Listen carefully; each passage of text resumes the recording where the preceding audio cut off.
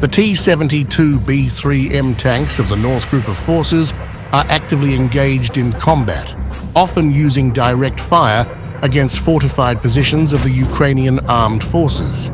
These tanks, equipped with an automated fire control system and advanced thermal imaging sights, can strike targets up to 3 kilometers away. Operating both as direct fire weapons and from closed firing positions, these tanks exhibit impressive versatility and maneuverability. The crews are constantly on the move, changing positions to avoid enemy artillery and drone attacks, supported by advanced electronic warfare equipment and dynamic protection systems.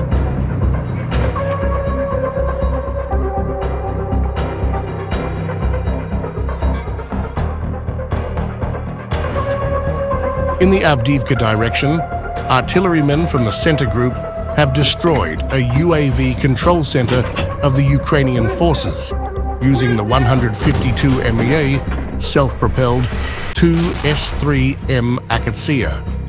Guided by reconnaissance units and UAVs, they effectively targeted and obliterated enemy positions hidden in a forest belt.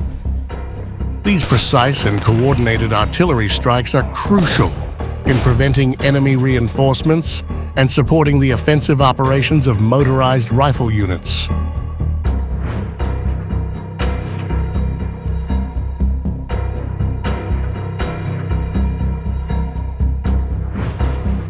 Crews of the 152 name Mr. S self-propelled guns from the Vostok Group are relentlessly targeting Ukrainian positions in the South Donetsk direction.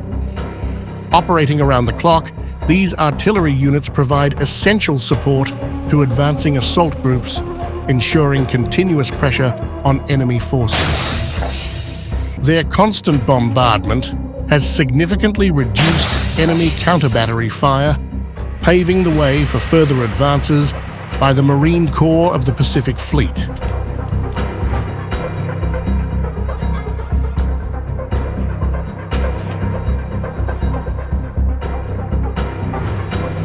Su-34 aircraft from the Russian Aerospace Forces have successfully conducted precision strikes on Ukrainian command posts and personnel. Utilizing high-explosive bombs with advanced planning and correction modules, these strikes are carried out without entering the enemy's air defense zone. The ability to perform these missions in any weather and at any time of day ensures continuous pressure on enemy forces, disrupting their command and control capabilities.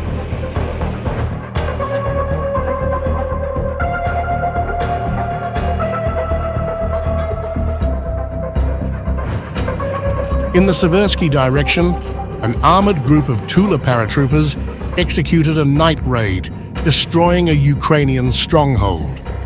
Using BMD-4M airborne combat vehicles, they launched a surprise attack under the cover of darkness, effectively neutralizing enemy personnel.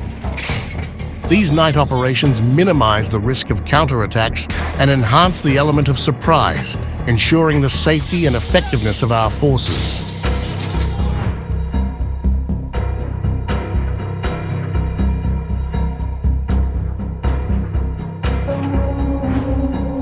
The Buk M1 anti-aircraft missile systems of the Vostok Group continue to provide robust air defense, protecting military units and administrative facilities in the Donetsk People's Republic. Capable of tracking and destroying multiple targets up to 100 kilometers away, these systems ensure air superiority and defense against enemy missiles. Constantly changing positions and utilizing advanced camouflage, these crews maintain operational readiness and effectiveness despite being prime targets for enemy forces.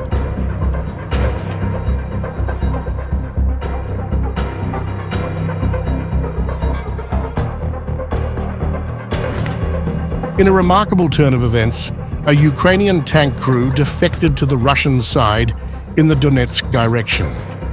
By raising the tank's barrel as a signal, they safely navigated to Russian positions, citing safety concerns and distrust in their command as reasons for their defection. This act underscores the complexities and shifting loyalties on the battlefield.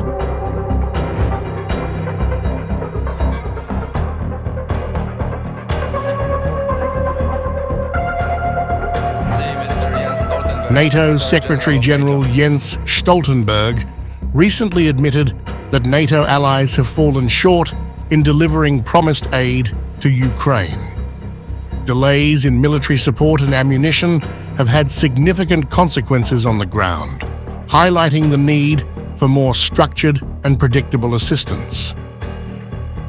The problem is that over the last months, we have not delivered to Ukraine what we promised. The United States spent 6 months agreeing a new package of aid. European allies that promised 1 million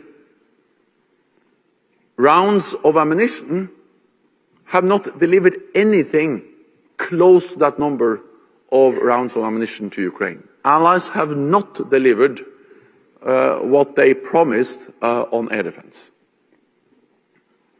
And of course these gaps, these delays in military support has had consequences on the ground, because I strongly believe that we need a firmer, stronger institutional structure for the support. Ad hoc, short-term, voluntary announcements are good, but in the long term we need more predictable, stronger support for Ukraine. As the conflict continues, the importance of timely and effective support for Ukraine remains a critical issue for NATO and its allies.